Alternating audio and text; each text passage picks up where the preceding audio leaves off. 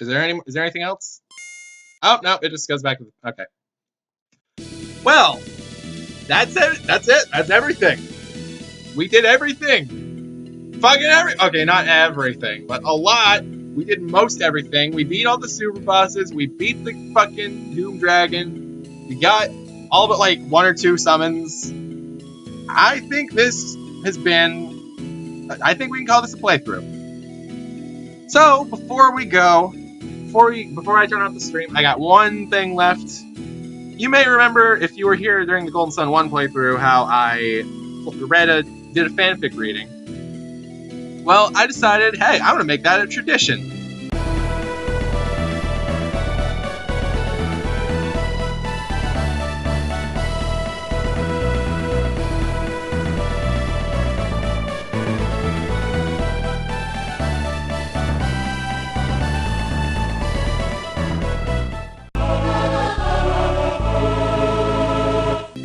So, this is going to be Garet's Story Time by Droory. Droory. It's spelled D-R-O-O-R-Y. I don't know how to pronounce that, but yeah, props to them. Author's note. Yep, I decided to make this silly. I don't know, it is Garet after all. You best enjoy it on some level, Genga, and anyone else who reads it. Alright. So this is going to include some of the people from Dark Dawn, but it's not like set in Dark Dawn. It's like set after Golden Sun 2. So, just so you know. Uncle Garet, tell us a story! Garet chuckled as he carried the 3 toddlers to their bedroom, struggling to keep his own son in his grasp as he squirmed around. Climbing down a ladder with the 3 of them until was nearly impossible.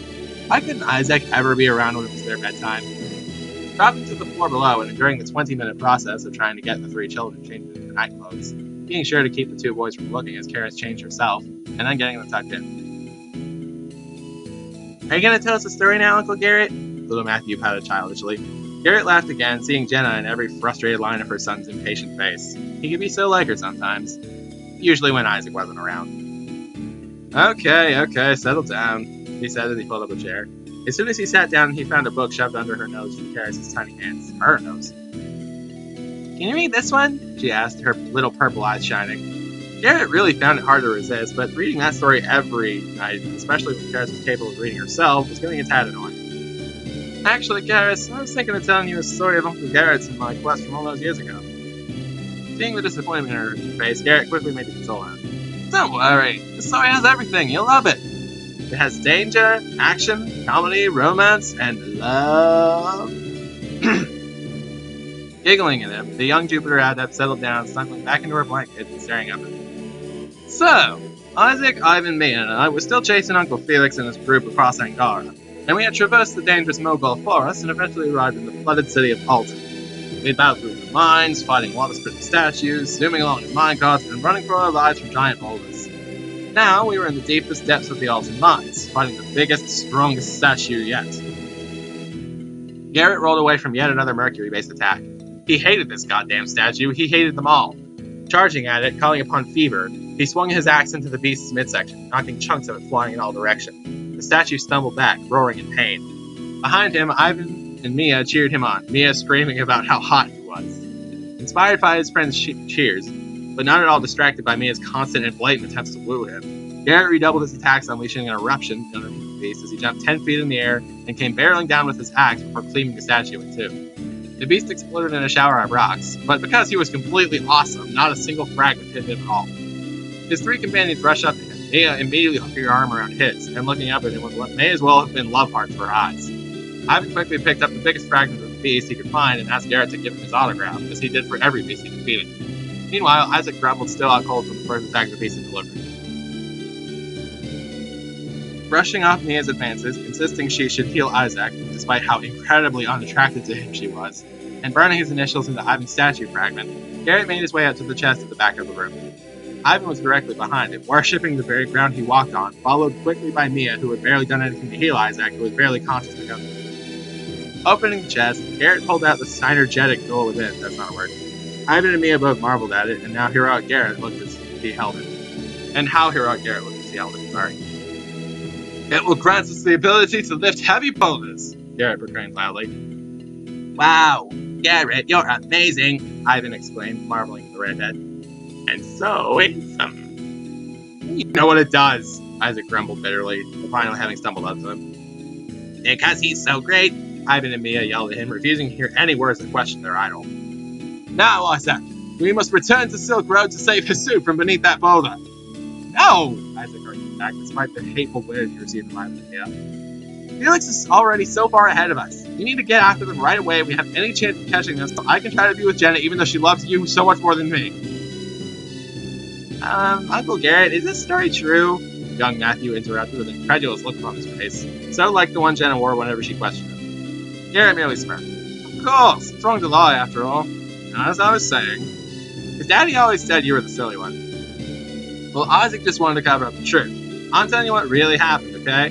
Matthew nodded, though he still had a very doubtful pout on his face. Anyway, we decided it best to go back to Silk Road to help Mr. Hisu from out from under the boulder to make Mrs. Hama and Miss Feiji happy.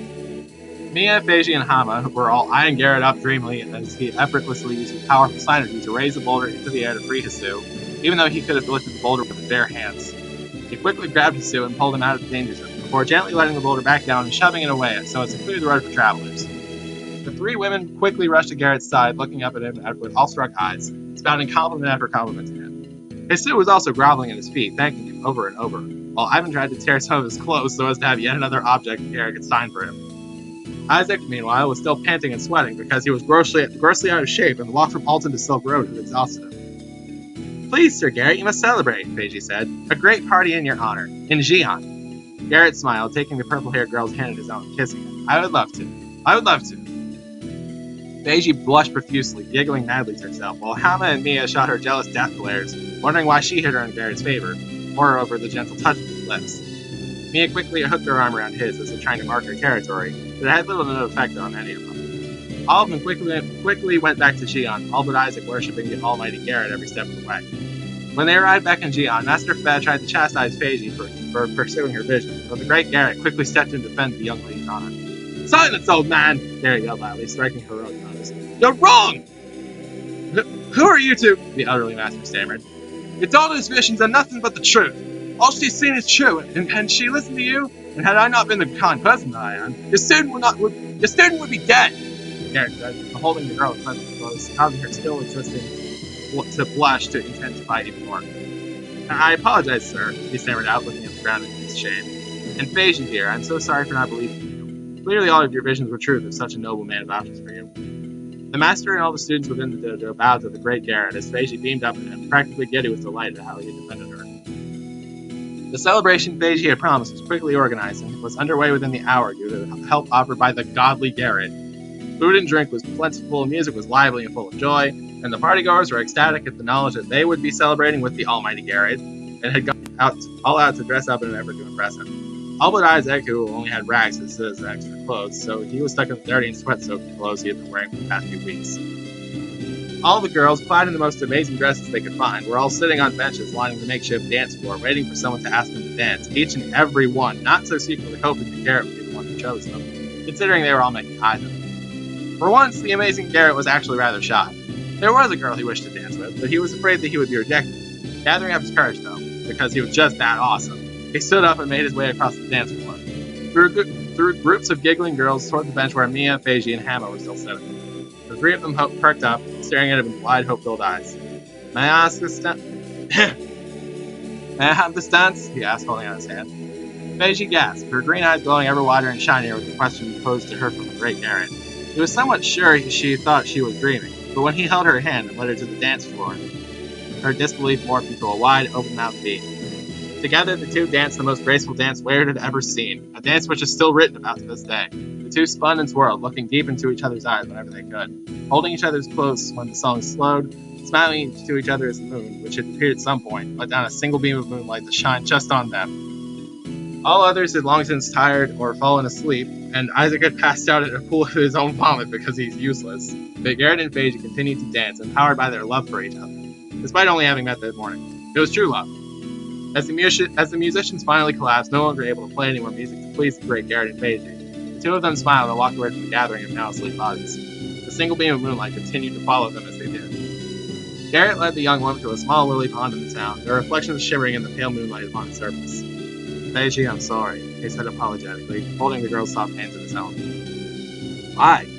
Tomorrow I'll have to go. Beiji smiled a little to him, stroking his hands in return. I know. I've seen it. My vision showed me your quest. Garet looked down at the ground, truly sorry that he could not spend the rest of his days with her, that he had to save the world. Beiji smiled wider, though. Garet questioned this silently. He provided an answer mere moments later, as his lips were pressed against hers. Immediately, Garet responded, wrapping his arms around the girl, pulling her closer, kissing her deeper. Their passionate, love-filled embrace continued for several minutes before the two retired to Beiji's home. And then, Miss Beiji and I did adult things. Like what? Garet asked quizzically.